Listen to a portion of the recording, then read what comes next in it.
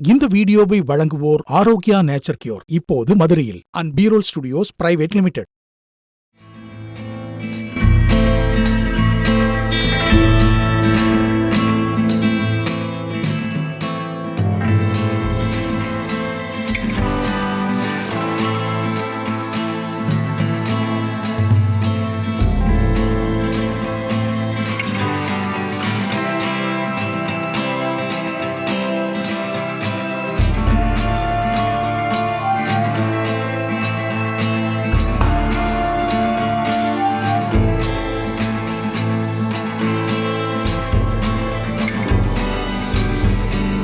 முட்டை பெப்பர் தொக்கு,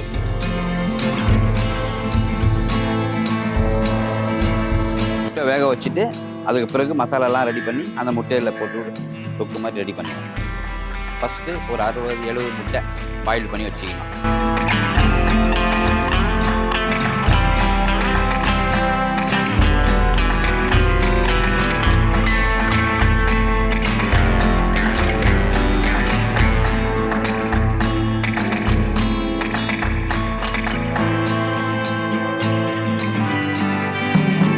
ஃபஸ்ட்டு எண்ணெய் ஒரு 1/4 கிலோ போட்டுக்கணும். 1/4 கிலோ போட்டோன்னா எண்ணெய் நல்லா காஞ்சிட்டு பிறகு ஒரு ஸ்பூன் கடுகு, கருவேப்பிலை சும்மா கொஞ்சோண்டு கடுகு கருவேப்பிலை போட்டோன்னே அரைச்ச வெங்காயத்தை 1 கிலோ ஆட் பண்ணிக்கணும்.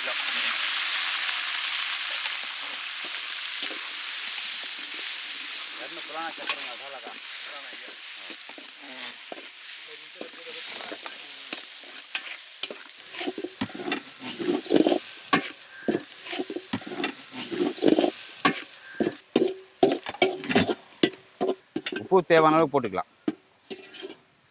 முட்டையில் ஏற்கனவே உப்பு போட்டுக்கணும். இந்த மசாலாவுக்கு தேவையான அளவுக்கு உப்பு போட்டுக்கணும்.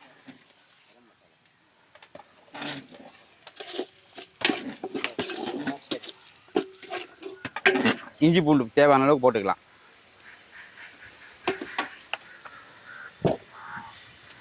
போட்டு இந்த வெங்காயத்தை கூட நல்லா வதங்கணும். அரைச்சி போட்டிங்கன்னா மசாலாவாக கிரேவியாக இருக்கும். செமி கிரேவி ஒட்டினாப்பில் இருக்கும் அந்த முட்டைக்கு. அந்த வெங்காயம் முழுசாக போடும்போது சில பேர் சாப்பிட்றது இல்லை, அப்படியே வச்சுருக்காங்க. இந்த மாதிரி போடும்போது சாப்பாட்டில் போட்டு கூட பிசைஞ்சு சாப்பிடுவாங்க க்ளீனாக. தக்காளி 1 கிலோ,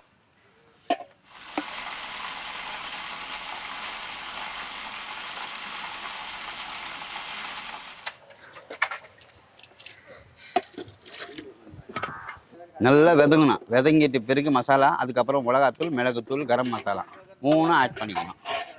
மிளகாத்தூள் ஒரு 50 கிராம், மிளகுத்தூள் 100 கிராம் போடுறதுனால காரம் கம்மியாக இருக்கணும்.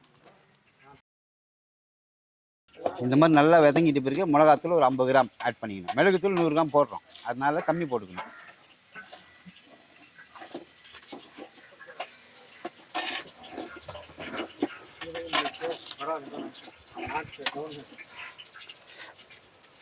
கரம் மசாலா ஒரு 50 கிராம், மிளகுத்தூள் 100 கிராம். அது வந்து பவுடராக ஆக்கணும், முழு மிளகை.